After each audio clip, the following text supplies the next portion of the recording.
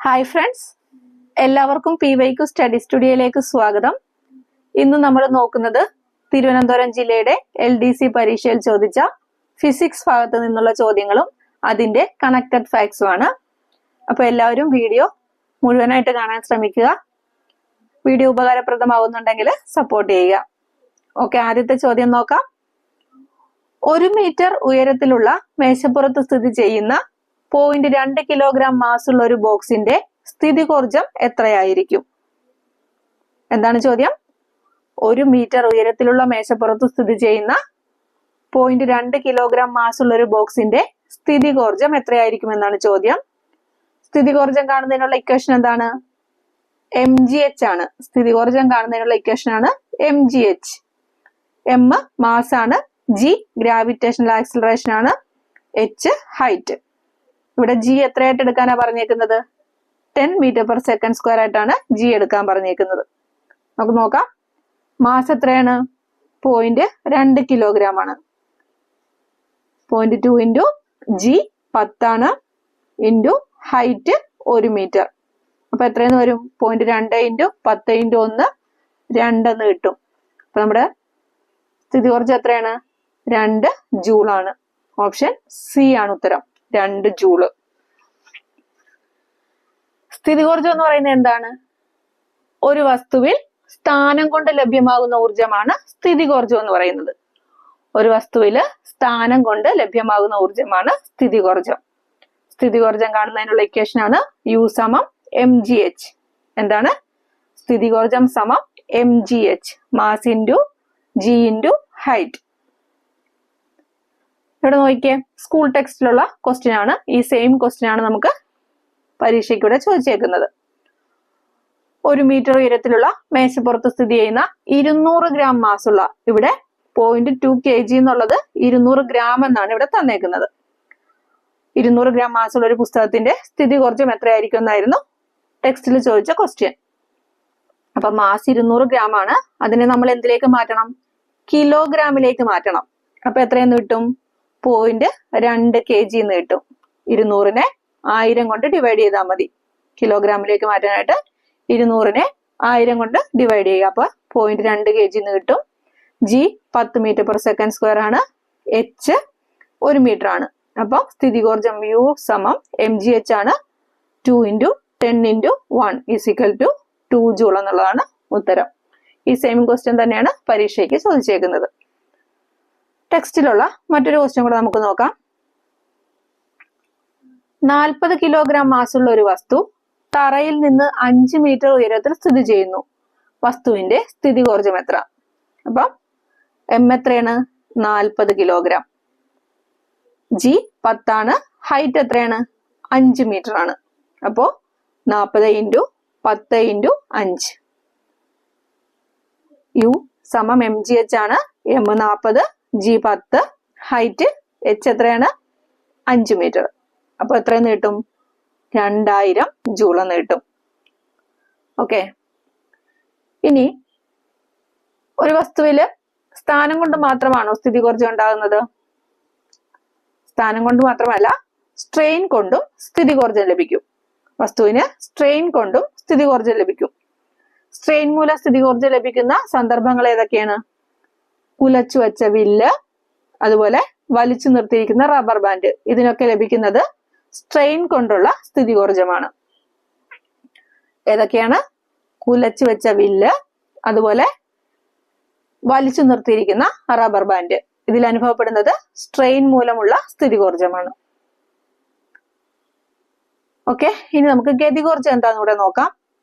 അതുമായിട്ട് ബന്ധപ്പെട്ട് ഒരു പ്രോബ്ലം കൂടെ ചെയ്യാം. ഒരു വസ്തുവിന് അതിന്റെ ചലനം കൊണ്ട് ലഭ്യമാകുന്ന ഊർജമാണ് ഗതികോർജം. ഒരു വസ്തുവിന് അതിന്റെ ചലനം കൊണ്ട് ലഭ്യമാകുന്ന ഊർജമാണ് ഗതികോർജം. അതായത് m മാസുള്ള ഒരു വസ്തു v പ്രവേഗത്തോടെ ചലിക്കുമ്പോൾ, m മാസുള്ള ഒരു വസ്തു v പ്രവേഗത്തോടെ ചലിക്കുമ്പോൾ അതിന്റെ ഗതികോർജം k എന്ന് പറയുന്നത് ½ mv² ആയിരിക്കും. എത്രയാണ്? ½ mv². അപ്പൊ ഗതികോർജം കാണുന്നതിനുള്ള ഇക്വേഷൻ എന്താണ്? ഗതികോർജം സമം ½ mv². Half into mass into പ്രവേഗം v² അല്ലെ? അത് കണ്ടാൽ നമുക്ക് ഗതികോർജ്ജം കിട്ടും. നമുക്കൊരു പ്രോബ്ലം നോക്കാം. ടെക്സ്റ്റ് ഉള്ളതാണ്. 70 കിലോ മാസുള്ള ഒരാൾ 50 കിലോ മാസുള്ള ഒരു സ്കൂട്ടർ ഓടിച്ചുകൊണ്ടിരിക്കുകയാണ്. സ്കൂട്ടറിന് 10 മീറ്റർ പെർ സെക്കൻഡ് പ്രവേഗമുണ്ടെങ്കിൽ ആകെ ഗതികോർജ്ജം എത്രയാണ്? അപ്പൊ ഇവിടെ നമ്മൾ ആകെ ഗതികോർജ്ജമാണ് ചോദിച്ചേക്കുന്നത്. ഹാഫ് mv² ആണ് ഇക്വേഷൻ. ഇവിടെ മാസ് എത്രയാണ്? മാസ് 70 കിലോഗ്രാം മാസുള്ള ഒരാള് 80 കിലോഗ്രാം മാസുള്ള ഒരു സ്കൂട്ടറാണ് ഓടിച്ചുകൊണ്ടിരിക്കുന്നത്. അപ്പൊ ടോട്ടൽ മാസ് നമ്മൾ എടുക്കണം 70 കിലോ പ്ലസ് 80 കിലോ. മാസ് എന്ന് പറയുന്നത് 70 kilo plus 80 kilo is equal to 150 kg എന്ന് കിട്ടും. ഓക്കെ, പ്രവേഗം എത്രയാണ്? പ്രവേഗം സമം 10 മീറ്റർ പെർ സെക്കൻഡ് ആണ്. പ്രവേഗം 10 മീറ്റർ പെർ സെക്കൻഡ് ആണ്. നമുക്ക് ഇക്വേഷനിൽ ഇട്ട് കൊടുക്കാം. ഹാഫ് mv² ആണ് ഇക്വേഷൻ. അപ്പൊ ഹാഫ് ഇൻറ്റു m 150, v² എന്ന് വെച്ചാൽ 10² അല്ലെ? v² എന്ന് പറയുമ്പോൾ v 10 ആണ്, v² 10² എന്ന് എഴുതണം. നമുക്ക് വെട്ടി ചെയ്യാം. 150 2 വെച്ച് വെട്ടുമ്പോൾ എത്ര എന്ന് കിട്ടും? 75 എന്ന് കിട്ടും. 75 × 10². 10² 100 ആണ്. അപ്പൊ 75 × 100 7500 ജൂൾ എന്ന് വരും. എത്രയെന്ന് വരും? 7500 ജൂള്. ചിലപ്പോ ഓപ്ഷനിൽ 7500 ജൂൾ എന്നായിരിക്കില്ല, കിലോ ജൂൾ എന്നായിരിക്കും ഓപ്ഷനിലുള്ളത്. അപ്പോ 7500 ജൂൾ എന്ന് പറയുന്നത് 7.5 കിലോ ജൂൾ ആണ്. 7500 എന്ന് പറയുന്നത് എത്ര ജൂൾ ആണ്? എത്ര കിലോ ജൂൾ ആണ്? 7.5 കിലോ ജൂൾ. അതായത് 1000 ജൂൾ ആണ്. 1000 ജൂൾ ആണ് ഒരു കിലോ ജൂൾ എന്ന് പറയുന്നത്. 1000 ജൂൾ ആണ് ഒരു കിലോ ജൂൾ. അപ്പൊ 7500 ജൂള് 7.5 കിലോ ജൂൾ ആണ്. ഓക്കെ, ഇതാണ് ടെക്സ്റ്റ് ഉള്ള ക്വസ്റ്റ്യൻ. ഇനി ഗതികോർജ്ജം കണ്ടെത്താനായിട്ട് മറ്റൊരു ഇക്വേഷൻ കൂടെ ഉണ്ട്. p²/2m എന്ന് പറയുന്ന ഇക്വേഷൻ വെച്ച് നമുക്ക് എന്ത് കണ്ടെത്താം? ഗതികോർജ്ജം കണ്ടെത്താം. അതായത് പ്രവേഗത്തിന്റെ സ്ഥാനത്ത് ആക്കമാണ് തന്നിരിക്കുന്നതെങ്കിൽ, പ്രവേഗത്തിന് പകരം എന്ത് തരും? ആക്കം തരും. ആക്കമാണ് തന്നിരിക്കുന്നതെങ്കിൽ ഏത് ഇക്വേഷൻ വെച്ചാണ് നമ്മൾ ചെയ്യേണ്ടത്? p²/2m വെച്ചിട്ടാണ്. ഗതികോർജ്ജം ആക്കവും പരസ്പരം ബന്ധപ്പെട്ടാണ് ഇരിക്കുന്നത്. ഈ ഇക്വേഷനിൽ നിന്ന് ഡെറിവേറ്റീവ് ചെയ്ത് വരുന്നത് എങ്ങനെയാണെന്നാണ് ഈ കാണിച്ചിരിക്കുന്നത്. അത് നമ്മൾ പഠിക്കണമെന്നില്ല. എന്ത് പഠിച്ചു വെച്ചേക്കണം? ഈ ഇക്വേഷൻ പഠിച്ചു വെച്ചേക്കണം.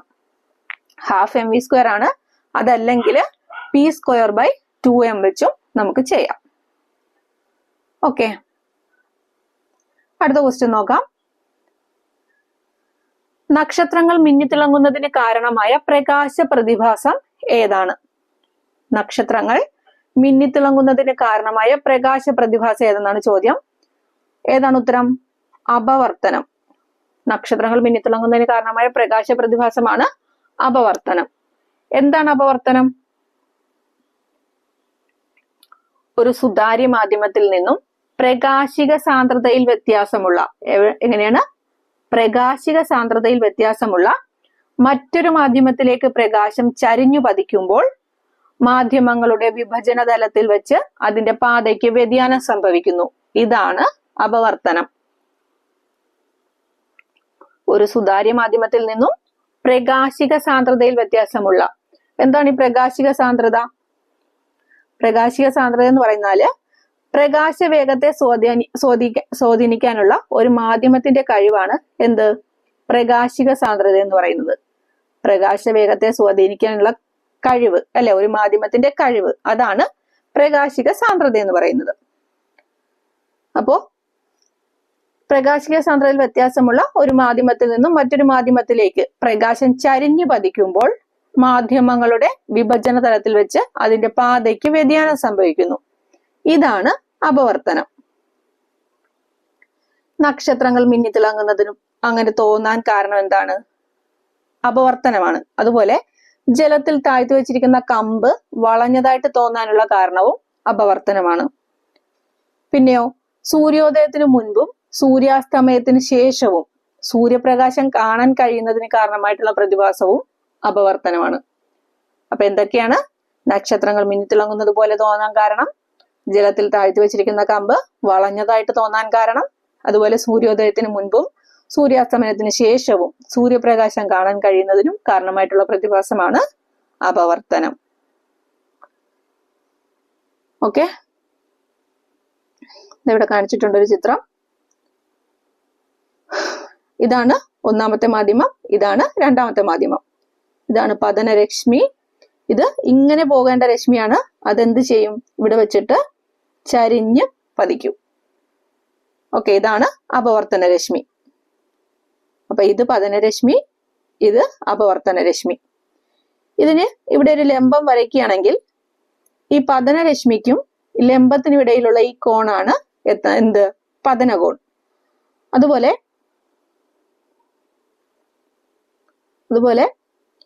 ദാ ഇവിടെ അപവർത്തന രശ്മിയുണ്ട്. ഈ അപവർത്തന രശ്മിക്കും ലംബത്തിനും ഇടയ്ക്കുള്ള കോണാണ് അപവർത്തന കോൺ. അപ്പൊ പതനകോണ്, അപവർത്തന കോണ്. ഓക്കെ, അടുത്ത് നോക്കാം. ഇത് സെയിം കാര്യമാണ് ഇവിടെ പറഞ്ഞേക്കുന്നത്. ഇത് ടെക്സ്റ്റിലെ കട്ടിംഗ് ആണ്. നമ്മളിപ്പോ പറഞ്ഞ സെയിം കാര്യം തന്നെയാണ് ഇവിടെ പറഞ്ഞേക്കുന്നത്. ഓരോ മാധ്യമത്തിന്റെയും സവിശേഷതകൾ അതിലൂടെയുള്ള പ്രകാശ വേഗത്തെ സ്വാധീനിക്കുന്നു. പ്രകാശ വേഗത്തെ സ്വാധീനിക്കാനുള്ള ഒരു മാധ്യമത്തിന്റെ കഴിവാണ് പ്രകാശിക സാന്ദ്രത. അപ്പൊ പ്രകാശത്തിന്റെ വേഗത്തെ സ്വാധീനിക്കാനുള്ള ഒരു മാധ്യമത്തിന്റെ കഴിവിനെയാണ് പ്രകാശിക സാന്ദ്രത എന്ന് പറയുന്നത്.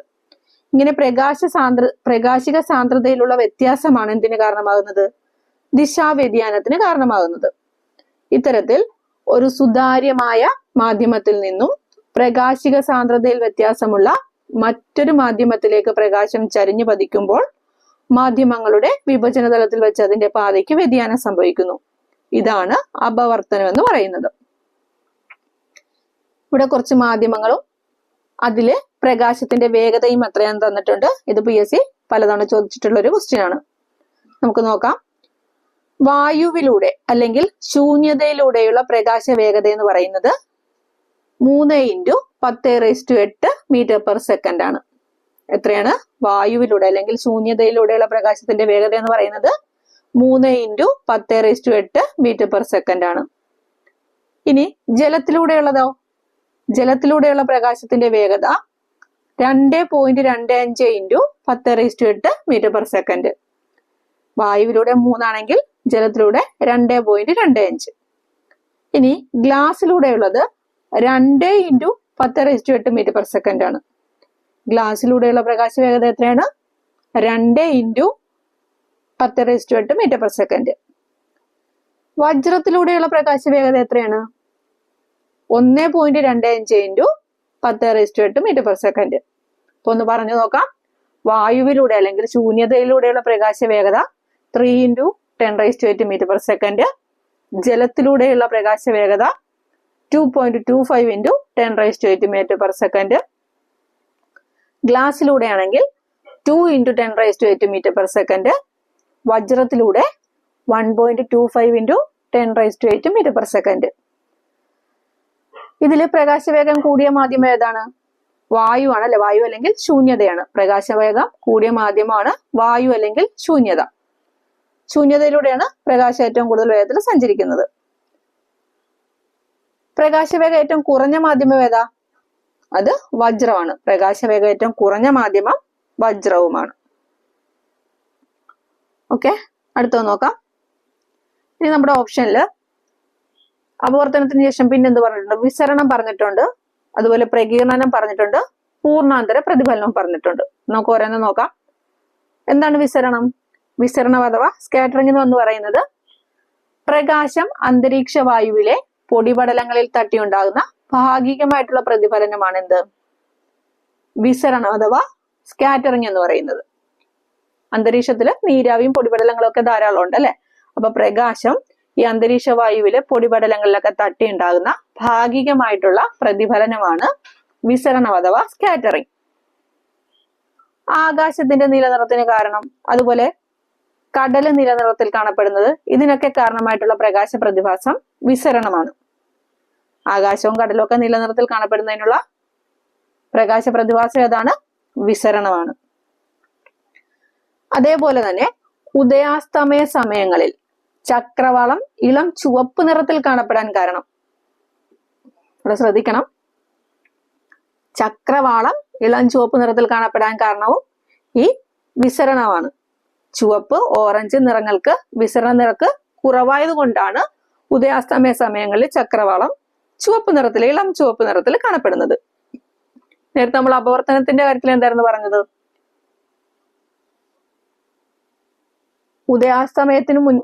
അസ്തമയത്തിന് മുൻപും ഉദയത്തിന് മുൻപും അല്പനേരം എന്ത് കാണപ്പെടും? സൂര്യപ്രകാശം കാണാൻ സാധിക്കും അല്ലെ?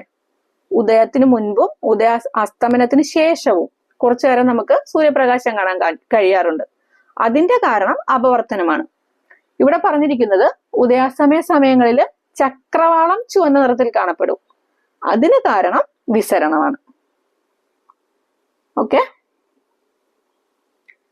കടലിന്റെ നീല നിറത്തിന് വിശദീകരണം നൽകിയ ശാസ്ത്രജ്ഞൻ CV രാമനാണ്. കടലിന്റെ നീല നിറം, കടൽ അല്ലെ, കടല് സി, അപ്പോ CV രാമൻ, അങ്ങനെ കണക്ട് ചെയ്ത് വെക്കാം. കടലിനെ സി എന്ന് പറയാം, അപ്പൊ CV രാമൻ. അതുപോലെ ആകാശത്തിന്റെ നീലനിറത്തിന് കാരണം, ആകാശത്തിന്റെ നീലനിറത്തിന് വിശദീകരണം നൽകിയത് ആരാണ്? ലോർഡ് റെയ്ലിയാണ്. റെയിൻ എന്ന് ഓർത്താൽ മതി. റെയിൻ ആകാശത്തു നിന്നല്ലേ, റെയിൻ മഴ. അപ്പോ ആകാശത്തിന്റെ നീലനിറത്തിന് വിശദീകരണം നൽകിയത് ലോർഡ് റെയ്ലിയും കടലിന്റെ നീലനിറത്തിന് വിശദീകരണം നൽകിയത് CV രാമനുമാണ്. ഓക്കെ. ഇനി ഈ അന്തരീക്ഷ വായു ഇല്ലെങ്കിൽ ആകാശത്തിന്റെ നിറം കറുപ്പായിരിക്കും. അന്തരീക്ഷ വായു ഇല്ലെങ്കിൽ എന്താണ് ആകാശത്തിന്റെ നിറം? കറുപ്പായിരിക്കും. കാരണം അന്തരീക്ഷമില്ലെങ്കിൽ പ്രകാശത്തിന് വിസരണം സംഭവിക്കില്ല. അപ്പോൾ ആകാശം കറുപ്പ് നിറത്തിലേ കാണപ്പെടുകയുള്ളൂ. ചന്ദ്രനില് ആകാശത്തിന്റെ നിറം കറുപ്പാണ്. കാരണം എന്താ? ചന്ദ്രനില് അന്തരീക്ഷം ഇല്ല. അതുകൊണ്ട് തന്നെ അവിടെ പ്രകാശത്തിന് വിസരണം സംഭവിക്കുന്നില്ല. അതുകൊണ്ടാണ് ചന്ദ്രനിലെ ആകാശത്തിന് കറുപ്പ് നിറമായിട്ട് തോന്നുന്നത്. വിസരണ നിരക്ക് ഏറ്റവും കുറഞ്ഞ നിറം ഏതാ? വിസരണ നിരക്ക് ഏറ്റവും കുറഞ്ഞത് ചുവപ്പാണ്. അതുപോലെ വിസരണ നിരക്ക് ഏറ്റവും കൂടിയത് വയലറ്റുമാണ്. വിസരണ നിരക്ക് ഏറ്റവും കൂടിയ നിറം ചുവപ്പും, വിസരണ നിരക്ക് ഏറ്റവും കുറഞ്ഞ നിറം ചുവപ്പും, വിസരണ നിരക്ക് ഏറ്റവും കൂടിയ നിറം വയലറ്റുമാണ്. അടുത്തത് പ്രകീർണനം നോക്കാം. എന്താണ് പ്രകീർണനം? സമന്വിത പ്രകാശം അതിന്റെ ഘടകവർണ്ണങ്ങളായിട്ട് വേർതിരിയുന്ന പ്രതിഭാസമാണ് പ്രകീർണനം എന്ന് പറയുന്നത്. സമന്വിത പ്രകാശം അതിന്റെ ഘടകവർണ്ണങ്ങളായിട്ട് വേർതിരിയുന്ന പ്രതിഭാസമാണ് പ്രകാശത്തിന്റെ പ്രകീർണനം എന്നുകൊണ്ട് ഉദ്ദേശിക്കുന്നത്. സൂര്യപ്രകാശത്തിന് പ്രകീർണനം സംഭവിക്കുമ്പോൾ എന്ത് പറ്റും? അത് 7 ഘടകവർണ്ണങ്ങളായിട്ട് വേർതിരിയും. അതാണ് ഏതൊക്കെ നിറങ്ങള്? Violet, indigo, blue, green, yellow, orange, red. ഈ ദളവപ്രകാശത്തിലെ വിവിധ വർണ്ണങ്ങൾക്ക് വ്യത്യസ്ത അളവിലാണ് അപവർത്തനം സംഭവിക്കുന്നത്. ഈ വ്യത്യസ്ത അളവിൽ അപവർത്തനം സംഭവിക്കുന്നത് കൊണ്ടാണ് പ്രകീർണനം ഉണ്ടാകുന്നത്. പ്രകീർണനം ഉണ്ടാകാൻ കാരണം എന്താണ്? അപവർത്തനമാണ്. ധവളപ്രകാശത്തിലെ വിവിധ വർണ്ണങ്ങൾക്ക് വ്യത്യസ്ത അളവിലാണ് അപവർത്തനം സംഭവിക്കുന്നത്. ഈ അപവർത്തനം കൊണ്ട് ആണ് എന്തുണ്ടാകുന്നത്? പ്രകീർണനം ഉണ്ടാകുന്നത്. അതുപോലെ മഴവില്ലിന് കാരണമാകുന്ന പ്രധാനപ്പെട്ട പ്രകാശ പ്രതിഭാസമാണ് പ്രകീർണനം. മഴവില്ലിന് കാരണമാകുന്ന പ്രധാന പ്രതിഭാസം ഏതാണ്? പ്രകീർണനമാണ്. എന്നാൽ ഇത് മാത്രമല്ല, അപവർത്തനവും പൂർണ്ണാന്തര പ്രതിപതനവും മഴവില്ലിന് കാരണമാകാറുണ്ട്. മഴവില്ലുണ്ടാകാനായിട്ട് പ്രകീർണനം മാത്രമല്ല, അപവർത്തനവും പൂർണ്ണാന്തര പ്രതിപതനവും കാരണമാകുന്നുണ്ട്. പക്ഷെ പ്രധാന പ്രതിഭാസം ചോദിച്ചാല് പ്രകീർണനം വേണം എഴുതാനായിട്ട്. ഓക്കെ. അടുത്ത ക്വസ്റ്റ്യൻ നോക്കാം. ക്വസ്റ്റ്യൻ അല്ല, അടുത്ത പൂർണ്ണാന്തര പ്രതിപതനം എന്താന്ന് നോക്കാം. പ്രകാശിക സാന്ദ്രത കൂടിയ മാധ്യമത്തിൽ നിന്ന് കുറഞ്ഞ മാധ്യമത്തിലേക്ക് ക്രിട്ടിക്കൽ കോണിനേക്കാൾ കൂടിയ പതനകോണിൽ പ്രകാശരശ്മി പ്രവേശിക്കുമ്പോൾ ആ രശ്മി അപവർത്തനത്തിന് വിധേയമാകാതെ അതേ മാധ്യമത്തിലേക്ക് തന്നെ പ്രതിപദിക്കുന്നതാണ് പൂർണ്ണാന്തര പ്രതിപതനം എന്ന് പറയുന്നത്. പ്രകാശിക സാന്ദ്രത കൂടിയ മാധ്യമത്തിൽ നിന്ന് കുറഞ്ഞ മാധ്യമത്തിലേക്ക് ക്രിട്ടിക്കൽ കോണിനേക്കാൾ കൂടിയ പതനകോണില് പ്രകാശരശ്മി പ്രവേശിക്കുമ്പോൾ അവിടെ എന്ത് പറ്റും? അപവർത്തനമല്ല നടക്കുന്നത്, പകരം അതേ മാധ്യമത്തിലേക്ക് തന്നെ പ്രതിപദിക്കും. ഇതാണ് പൂർണ്ണാന്തര പ്രതിപതനം. വജ്രത്തിന്റെ തിളക്കത്തിന് കാരണമായിട്ടുള്ള പ്രകാശത്തിന്റെ പ്രതിഭാസമാണ് പൂർണ്ണാന്തര പ്രതിപതനം. എന്താണ്? വജ്രത്തിന്റെ തിളക്കത്തിന് കാരണമായിട്ടുള്ള പ്രകാശ പ്രതിഭാസം ഏതാണ്? പൂർണ്ണാന്തര പ്രതിപതനമാണ്. അതുപോലെ വൈദ്യശാസ്ത്രത്തില് ഉപയോഗിക്കുന്ന ശരീരത്തിന്റെ ആന്തരിക ഭാഗങ്ങളൊക്കെ വീക്ഷിക്കാനായിട്ട് വൈദ്യശാസ്ത്രത്തിൽ ഉപയോഗിക്കുന്ന പ്രതിഭാസവും പൂർണ്ണാന്തര പ്രതിപതനമാണ്. എൻഡോസ്കോപ്പിയില് ആണ് ഈ പ്രകാശത്തിന്റെ പ്രതിഭാസം ഉപയോഗപ്പെടുത്തുന്നത്. ഓക്കെ, അപ്പൊ പൂർണ്ണതര പ്രതിപതനം പ്രയോജനപ്പെടുത്തിയിരിക്കുന്ന രണ്ട് കാര്യങ്ങൾ ഏതൊക്കെയാണ്? വജ്രത്തിന്റെ തിളക്കത്തിന് കാരണം അതാണ്. അതുപോലെ ശരീരത്തിന്റെ ആന്തരിക ഭാഗങ്ങൾ വീക്ഷിക്കാനായിട്ട് വൈദ്യശാസ്ത്രത്തിൽ ഉപയോഗിക്കുന്ന പ്രതിഭാസവും പൂർണ്ണാന്തര പ്രതിപതനമാണ്. അടുത്ത ക്വസ്റ്റ്യൻ നോക്കാം. ഫാരൻഹീറ്റ് സ്കെയിലിൽ 32 ഡിഗ്രി ഫാരൻഹീറ്റ് താപനിലയ്ക്ക് തുല്യമായ സെൽഷ്യസ് സ്കെയിലിലെ താപനില. ഫാരൻഹീറ്റ് സ്കെയിലിൽ 32 ഡിഗ്രി ഫാരൻഹീറ്റ് താപനിലയ്ക്ക് തുല്യമായിട്ടുള്ള സെൽഷ്യസ് സ്കെയിലിലെ താപനിലയാണ് ചോദിച്ചേക്കുന്നത്. 0 ഡിഗ്രി സെൽഷ്യസ് ആണ്. എത്രയാണ്? 0 ഡിഗ്രി സെൽഷ്യസ്. താപനില അളക്കുന്ന യൂണിറ്റുകളാണ് ഏതൊക്കെ? ഡിഗ്രി സെൽഷ്യസ്, കെൽവിൻ, ഫാരൻഹീറ്റ് എന്നിവ. താപനില അളക്കുന്ന യൂണിറ്റുകളാണ് ഡിഗ്രി സെൽഷ്യസും കെൽവിനും ഫാരൻഹീറ്റും. 0 ഡിഗ്രി സെൽഷ്യസ് എന്ന് പറയുന്നത് 32 ഡിഗ്രി ഫാരൻഹീറ്റിന് തുല്യമാണ്. അതേപോലെ 273 കെൽവിനും തുല്യമാണ്. 0 ഡിഗ്രി സെൽഷ്യസ് എന്ന് പറയുന്നത് ഫാരൻഹീറ്റ് സ്കെയിലിൽ എത്രയാണ്? 32 ഡിഗ്രി ഫാരൻഹീറ്റ് ആണ്. അത് കെൽവിൻ സ്കെയിലാവുമ്പോൾ 273 കെൽവിൻ ആണ്. അതേപോലെ 100 ഡിഗ്രി സെൽഷ്യസ് എന്ന് പറയുന്നത് 212 ഡിഗ്രി ഫാരൻഹീറ്റ് ആണ്. 100 ഡിഗ്രി സെൽഷ്യസിന് തുല്യമായിട്ടുള്ള ഫാരൻഹീറ്റ് സ്കെയിലിലെ താപനില എത്രയാണ്? 212 ഡിഗ്രി ഫാരൻഹീറ്റ്. അത് കെൽവിൻ സ്കെയിലിലാണെങ്കിൽ 373 കെൽവിൻ ആണ്. അപ്പൊ ഇതൊന്ന് കാണാതെ പഠിച്ചു വെച്ചേക്കുക. അല്ലെങ്കിൽ നമുക്ക് ഇത് കൺവേർട്ട് ചെയ്യാനായിട്ടുള്ള ഇക്വേഷൻ ഉണ്ട്, അതും കൂടെ ഒന്ന് നോക്കാം. ഫാരൻഹീറ്റ് സ്കെയിലിനെ സെൽഷ്യസ് സ്കെയിലിലേക്ക് മാറ്റുന്ന സമവാക്യം. ഫാരൻഹീറ്റ് സ്കെയിലിനെ സെൽഷ്യസ് സ്കെയിലിലേക്ക് മാറ്റുന്ന സമവാക്യമാണ്. എന്തു ചെയ്യാം? ഫാരൻഹീറ്റ് തന്നിരിക്കുന്ന ഫാരൻഹീറ്റിൽ നിന്നും 32 കുറയ്ക്കുക, ശേഷം 5/9 കൊണ്ട് ഗുണിക്കുക. ഫാരൻഹീറ്റിനെ ഡിഗ്രി സെൽഷ്യസിലേക്ക് മാറ്റാനായിട്ട് ഫാരൻഹീറ്റിൽ നിന്നും 32 കുറച്ചിട്ട് 5/9 കൊണ്ട് ഗുണിച്ചാൽ മതി. അതുപോലെ സെൽഷ്യസ് സ്കെയിലിനെ ഫാരൻഹീറ്റ് സ്കെയിലിലേക്ക് മാറ്റാനായിട്ട് ഇത് ഇക്വേഷൻ നമുക്ക് ഇപ്പുറത്തേക്ക് കൊണ്ടുവന്നാൽ മതി. എന്ത് ചെയ്യാം? ഈ 9/5 കൊണ്ട് സെൽഷ്യസിനെ ഗുണിക്കുക. C × 5/9. അതിനുശേഷം എന്ത് ചെയ്യാം? 32 ആഡ് ചെയ്ത് കൊടുക്കാം. അപ്പൊ എന്ത് കിട്ടും? ഫാരൻഹീറ്റ് കിട്ടും. ഡിഗ്രി സെൽഷ്യസിനെ ഫാരൻഹീറ്റിലേക്ക് മാറ്റാനായിട്ട് സെൽഷ്യസ് × 5/9 + 32 ചെയ്താൽ മതി. ഇവിടെ നമുക്ക് തന്നിരുന്ന ചോദ്യം എന്താണ്? ഫാരൻഹീറ്റ് സ്കെയിലില് 32 ഡിഗ്രി ഫാരൻഹീറ്റിന് തുല്യമായ സെൽഷ്യസ് സ്കെയിലിലെ താപനിലയാണ് ചോദിച്ചേക്കുന്നത്. അപ്പൊ സെൽഷ്യസിലേക്ക് മാറ്റാൻ എന്ത് ചെയ്യണം? ഫാരൻഹീറ്റിൽ നിന്നും 32 കുറക്കണം. അപ്പൊ ഇവിടെ ഫാരൻഹീറ്റ് എത്രയാണ്? 32 തന്നെയാണ് അല്ലെ? 32ൽ നിന്ന് 32 കുറച്ചാൽ എത്രയാണ്? 0 ആണ്. 0യെ 5/9 കൊണ്ട് ഗുണിച്ചാൽ എത്ര തന്നെ കിട്ടും? 0 കിട്ടും. അപ്പൊ ഇവിടുത്തെ ഉത്തരം 0. അപ്പൊ ഇക്വേഷൻ വെച്ചും ചെയ്തെടുക്കാം. അതല്ലെങ്കിൽ ഇത് ഒന്ന് കാണാപ്പാടം പഠിച്ചു വെച്ചാലും മതി. ഓക്കെ, ഇനി സെൽഷ്യസ് സ്കെയിലിനെ കെൽവിൻ സ്കെയിലിലേക്ക് മാറ്റാനായിട്ട് അതിനെളുപ്പമാണ്. സെൽഷ്യസിനെ കെൽവിൻ സ്കെയിലിലേക്ക് മാറ്റാനായിട്ട് സെൽഷ്യസിന്റെ കൂടെ 273.15 കൂട്ടിയാൽ മതി. 273.15 അല്ലെങ്കിൽ 273. ചിലപ്പോൾ 0.15 വെച്ചിട്ടുള്ള ഓപ്ഷനിൽ കാണില്ല. അപ്പം 273 കൂട്ടിയാൽ മതി. അതേപോലെ കെൽവിനെ സെൽഷ്യസിലേക്ക് മാറ്റാനായിട്ട് കെൽവിനിൽ നിന്നും 273 കുറച്ചാൽ മതി. കെൽവിനാക്കാൻ സെൽഷ്യസിനെ കെൽവിനാക്കാൻ സെൽഷ്യസിന്റെ കൂടെ 273 ആഡ് ചെയ്യുക. കെൽവിനെ സെൽഷ്യസിലേക്ക് മാറ്റാൻ കെൽവിനിൽ നിന്നും 273 മൈനസ് ചെയ്താലും മതി. ഓക്കെ, ഇനി അബ്സല്യൂട്ട് സീറോ അഥവാ കേവല പൂജ്യം എന്താന്ന് നോക്കാം. തന്മാത്രകളുടെ ഗതികോർജം 0 മാറുന്ന താപനിലയാണ് 0 കെൽവിൻ എന്ന് പറയുന്നത്. 0 കെൽവിനില് തന്മാത്രകളുടെ ഗതികോർജം എന്തായിരിക്കും? 0 ആയിരിക്കും. ഇതിനെയാണ് കേവല പൂജ്യം അഥവാ അബ്സല്യൂട്ട് സീറോ എന്ന് പറയുന്നത്. ഈ 0 കെൽവിന് തുല്യമായിട്ടുള്ള ഡിഗ്രി സെൽഷ്യസിലെ താപനിലയാണ് -273.15 ഡിഗ്രി സെൽഷ്യസ് എന്ന് പറയുന്നത്. ഓക്കെ, തന്മാത്രകളുടെ ഗതികോർജം 0 മാറുന്ന താപനിലയാണ് -273.15 ഡിഗ്രി സെൽഷ്യസ് അഥവാ 0 കെൽവിൻ. ഇതിനെയാണ് അബ്സല്യൂട്ട് സീറോ അല്ലെങ്കിൽ കേവല പൂജ്യം എന്ന് പറയുന്നത്. അതുപോലെ നെഗറ്റീവ് താപനില രേഖപ്പെടുത്താത്ത സ്കെയിലാണ് കെൽവിൻ സ്കെയിൽ.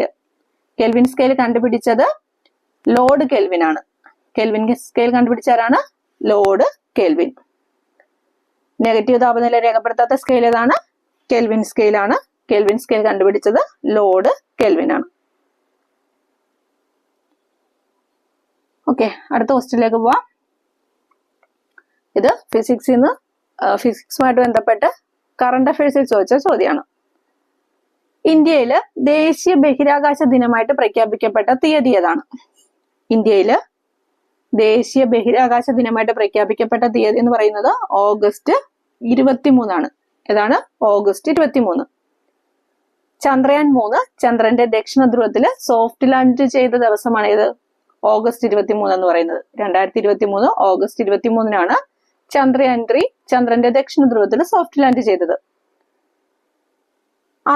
ആ ദിവസമാണ് ദേശീയ ബഹിരാകാശ ദിനമായിട്ട് പ്രഖ്യാപിച്ചിരിക്കുന്നത്. ആ ഓഗസ്റ്റ് 23 എന്തായിട്ട് ആചരിക്കുന്നത്? ദേശീയ ബഹിരാകാശ ദിനമായിട്ട് ആചരിക്കുന്നത്. ചന്ദ്രയാൻ 3യെ കുറിച്ച് ഡീറ്റെയിൽ ആയിട്ടുള്ള വീഡിയോ നമ്മുടെ ചാനലിൽ ചെയ്തിട്ടുണ്ട്. ഫുൾ പോയിന്റ്സ് അതിലുണ്ട്. നമുക്ക് തൽക്കാലം കുറച്ച് പോയിന്റ്സ് ഇതിൽ നിന്നും നോക്കാം. ചന്ദ്രയാൻ 3 വിക്ഷേപിച്ചതെന്ന 2023 ജൂലൈ 14 ശ്രീഹരിക്കോട്ടയിലെ സതീഷ് ധവാൻ സ്പേസ് സെന്ററിൽ നിന്നുമാണ് വിക്ഷേപിച്ചത്. വിക്ഷേപണ വാഹനം ഏതായിരുന്നു? LVM-3 M4 ആണ് വിക്ഷേപണ വാഹനം. വിക്ഷേപണ വാഹനം LVM-3 M4 ആണ്. ഭൂമിയുടെ ഭ്രമണപഥത്തിൽ നിന്നും ചന്ദ്രയാൻ 3യെ വേർപെടുത്തിയത് 2023 ഓഗസ്റ്റ് 1 ഭൂമിയുടെ ഭ്രമണപഥത്തിൽ നിന്നും വേർപെടുത്തിയത് 2023 ഓഗസ്റ്റ് 1 ഇത് ചന്ദ്രന്റെ ഭ്രമണപഥത്തിലെത്തിയത് 2023 ഓഗസ്റ്റ് 5 വിക്ഷേപിച്ചത് 2023 ജൂലൈ 14 ഭൂമിയുടെ ഭ്രമണപഥത്തിൽ നിന്നും വേർപെടുത്തിയത് 2023 ഓഗസ്റ്റ് 1 ചന്ദ്രന്റെ ഭ്രമണപഥത്തിൽ എത്തിയത് 2023 ഓഗസ്റ്റ് 5 ഈ ചന്ദ്രന്റെ ഭ്രമണപഥത്തിൽ എത്തിയപ്പോൾ ചന്ദ്രയാൻ 3യിൽ നിന്നും ISROയ്ക്ക് ലഭിച്ചിട്ടുള്ള ആദ്യത്തെ സന്ദേശം എന്ന് പറയുന്നത് I am feeling lunar gravity, ഞാൻ ചന്ദ്രന്റെ ഗുരുത്വാകർഷണം അനുഭവിക്കുന്നു. ഇതായിരുന്നു ചന്ദ്രയാൻ 3യിൽ നിന്നും ISROയ്ക്ക് ലഭിച്ച ആദ്യ സന്ദേശം. ഇനി ചന്ദ്രയാൻ 3 ചന്ദ്രന്റെ ദക്ഷിണ ധ്രുവത്തിൽ സോഫ്റ്റ് ലാൻഡ് ചെയ്തത് 2023 ഓഗസ്റ്റ് 23 പറഞ്ഞു. സോഫ്റ്റ് ലാൻഡ് ചെയ്തപ്പോൾ ISROയ്ക്ക് ലഭിച്ച സന്ദേശം India I reached my destination and you too എന്നാണ്. ഇന്ത്യ, ഞാൻ എന്റെ ലക്ഷ്യസ്ഥാനത്തെത്തി, നീയും. അതാണ് സോഫ്റ്റ് ലാൻഡ് ചെയ്തപ്പോൾ ചന്ദ്രയാൻ 3യിൽ നിന്നും ISROയ്ക്ക് ലഭിച്ച സന്ദേശം. ഓക്കെ, ഈ ചന്ദ്രയാൻ 3 ചന്ദ്രനിൽ സോഫ്റ്റ് ലാൻഡ് ചെയ്തത് മാൻസൺ ആൻഡ് സി സിംബോലിസസ് എന്നീ 2 ഗർത്തങ്ങൾക്കിടയിലുള്ള സമതല പ്രദേശത്താണ്. ഓക്കെ, അപ്പം ഏതൊക്കെ ഗർത്തങ്ങൾക്കിടയിലാണ് സോഫ്റ്റ് ലാൻഡ് ചെയ്തത്? മാൻസൺ ആൻഡ് സിയും സിംബോലിസസും. ചന്ദ്രയാൻ 3 സോഫ്റ്റ് ലാൻഡ് ചെയ്ത സ്ഥലം അറിയപ്പെടുന്നത് ശിവശക്തി പോയിന്റ് എന്നാണ്. എന്താണ്? ശിവശക്തി പോയിന്റ്. ഈ പേര് നിർദ്ദേശിച്ചത് പ്രധാനമന്ത്രി നരേന്ദ്രമോദിയാണ്. സോഫ്റ്റ് ലാൻഡ് ചെയ്ത സ്ഥലം അറിയപ്പെടുന്നത് ശിവശക്തി പോയിന്റ് എന്നാണ്. ഈ പേര് നിർദ്ദേശിച്ചത് പ്രധാനമന്ത്രി നരേന്ദ്രമോദിയാണ്. ഈ പോയിന്റ് നമ്മൾ പറഞ്ഞു. ഓഗസ്റ്റ് 23 ദേശീയ ബഹിരാകാശ ദിനം. ഈ 2023 ഓഗസ്റ്റില് ചന്ദ്രയാൻ 3ന്റെ പ്രഗ്യാൻ റോവർ ചന്ദ്രനില് സൾഫർ എന്ന മൂലകത്തിന്റെ സാന്നിധ്യമാണ് ആദ്യമായിട്ട് സ്ഥിരീകരിച്ചത്. ഏത് മൂലകത്തിന്റെയാണ്? സൾഫർ എന്ന മൂലകത്തിന്റെ. അതുപോലെ ചന്ദ്രയാൻ 3 ലാൻഡറിനെ ചന്ദ്രോപരിതലത്തിൽ നിന്ന് ഉയർത്തി മറ്റൊരു സ്ഥലത്ത് ലാൻഡ് ചെയ്യിക്കുന്ന ദൗത്യത്തിന് ISRO നൽകിയിരിക്കുന്ന പേരാണ് ഹോപ്പ്. എന്താണ്? ഹോപ്പ്. ചന്ദ്രയാൻ 3 ലാൻഡറിനെ ചന്ദ്രോപരിതലത്തിൽ നിന്ന് ഉയർത്തി മറ്റൊരു സ്ഥലത്ത് ലാൻഡ് ചെയ്യിക്കുന്ന ദൗത്യത്തിന് ISRO നൽകിയിരിക്കുന്ന പേരാണ് എന്ത്? ഹോപ്പ്. ഓക്കെ, അടുത്ത ക്വസ്റ്റ്യൻ നോക്കാം. അതും കറണ്ട് അഫയേഴ്സ് ആണ്. ഫിസിക്സുമായിട്ട് ബന്ധപ്പെട്ട് ചോദിച്ച കറണ്ട് അഫയേഴ്സ് ആണിത്. സൂര്യനെയും ബാഹ്യവലയങ്ങളെയും കുറിച്ച് പഠിക്കാൻ ISRO തയ്യാറാക്കുന്ന ദൗത്യത്തിന്റെ പേര്. സൂര്യനെയും ബാഹ്യവലയങ്ങളെയും കുറിച്ച് പഠിക്കാൻ ISRO തയ്യാറാക്കുന്ന ദൗത്യത്തിന്റെ പേരാണ് ആദിത്യ L1. എന്താണ്? ആദിത്യ L1. ഈ ആദിത്യ L1ന്റെയും ഡീറ്റെയിൽഡ് ആയിട്ടുള്ള വീഡിയോ നമ്മുടെ ചാനലുണ്ട്. കാണാത്തവരൊന്ന് കണ്ടു നോക്കുക. ഓക്കെ, കുറച്ച് കാര്യങ്ങൾ നമുക്ക് നോക്കാം. സൂര്യനെ കുറിച്ച് പഠിക്കുന്ന ആദ്യത്തെ ബഹിരാകാശ അധിഷ്ഠിത ഇന്ത്യൻ ദൗത്യമാണ് ആദിത്യ L1. സൂര്യനെ കുറിച്ച് പഠിക്കുന്ന ആദ്യത്തെ ബഹിരാകാശ അധിഷ്ഠിത ഇന്ത്യൻ ദൗത്യം ഏതാണ്? ആദിത്യ L1 ആണ്. ഈ ആദ്യത്തെ L1-ലെ L1 എന്ന് പറയുന്നത് ലഗ്രാഞ്ചിയൻ പോയിന്റ് 1 എന്നാണ്. ലഗ്രാഞ്ചിയൻ പോയിന്റ് 1 എന്നാണ് ഈ L1 കൊണ്ട് അർത്ഥമാക്കുന്നത്. ആദ്യത്തെ L1 വിക്ഷേപിച്ചത് 2023 സെപ്റ്റംബർ 2-നാണ്. വിക്ഷേപിച്ചത് എന്നാണ് 2023 സെപ്റ്റംബർ 2-ന് ശ്രീഹരിക്കോട്ടയിലെ സതീഷ് ധവാൻ സ്പേസ് സെന്ററിൽ നിന്നാണ് വിക്ഷേപിച്ചത്. വിക്ഷേപണ വാഹനം PSLV C-57. ആദ്യത്തെ L1-ന്റെ വിക്ഷേപണ വാഹനം ഏതാണ്? PSLV C-57 ആണ്. ഇതിന്റെ ദൗത്യ കാലാവധി 5 വർഷവും 2 മാസവുമാണ്. ദൗത്യ കാലാവധി എത്രയാണ്? 5 വർഷവും 2 മാസവും. ആദ്യത്തെ L1-ന്റെ മിഷൻ ഡയറക്ടർ SR ബിജു ആണ്. മലയാളിയായിട്ടുള്ള SR ബിജു ആണ് ആദ്യത്തെ L1-ന്റെ മിഷൻ ഡയറക്ടർ. അതുപോലെ പ്രൊജക്ട് ഡയറക്ടർ തമിഴ്നാട് സ്വദേശിയായിട്ടുള്ള നിഗാർ ഷാജിയാണ്. പ്രോജക്ട് ഡയറക്ടർ ആരാണ്? തമിഴ്നാട് സ്വദേശി Nigar Shaji. Principal scientist doctor K Shankara സുബ്രഹ്മണ്യനാണ്. ആദ്യത്തെ L1-ന്റെ പ്രിൻസിപ്പൽ സയന്റിസ്റ്റ് ആരാണ്? Doctor K Shankara Subramanian. പേടകത്തെ നിയന്ത്രിക്കുന്നത് ഈസ്ട്രാക്ക് ആണ്. പേടകത്തെ നിയന്ത്രിക്കുന്ന ആരാണ്? ഈസ്ട്രാക്ക്. ഈസ്ട്രാക്കിന്റെ full form ISRO, telemetry tracking and command network. എന്താണ് ഈസ്ട്രാക്കിന്റെ full form? ISRO, telemetry tracking and command network എന്നാണ്. ഈ ആദ്യത്തെ L1 ഭൂമിയുടെ ഭ്രമണപഥത്തിൽ നിന്നും പുറത്തു കടന്നത് 2023 സെപ്റ്റംബർ 30-നാണ്. 2023 സെപ്റ്റംബർ 2-നാണ് വിക്ഷേപിച്ചത്. 2023 സെപ്റ്റംബർ 30-ന് ഇത് ഭൂമിയുടെ ഭ്രമണപഥത്തിൽ നിന്നും പുറത്തു കടന്നു. ആദ്യത്തെ L1 ലഗ്രാഞ്ചെ പോയിന്റിലുള്ള ഹേലോ ഭ്രമണപഥത്തിൽ എത്തിയതെന്നാ?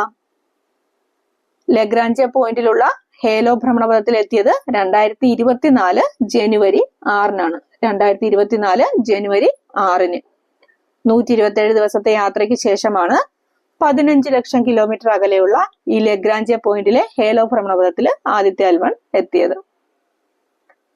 ഓക്കെ, അപ്പൊ ഇത്രയുമാണ് ഫിസിക്സ് ഭാഗത്തു നിന്ന് ചോദിച്ച ചോദ്യങ്ങള്. അപ്പോൾ വീഡിയോ ഇഷ്ടപ്പെട്ടാൽ സപ്പോർട്ട് ചെയ്യുക, കൂട്ടുകാർക്കൊക്കെ ഒന്ന് ഷെയർ ചെയ്ത് കൊടുക്കുക. അപ്പൊ അടുത്ത ഒരു ഭാഗവുമായിട്ട് വീണ്ടും വരാം. അതുവരേക്കും thank you friends. Thank you for watching. By.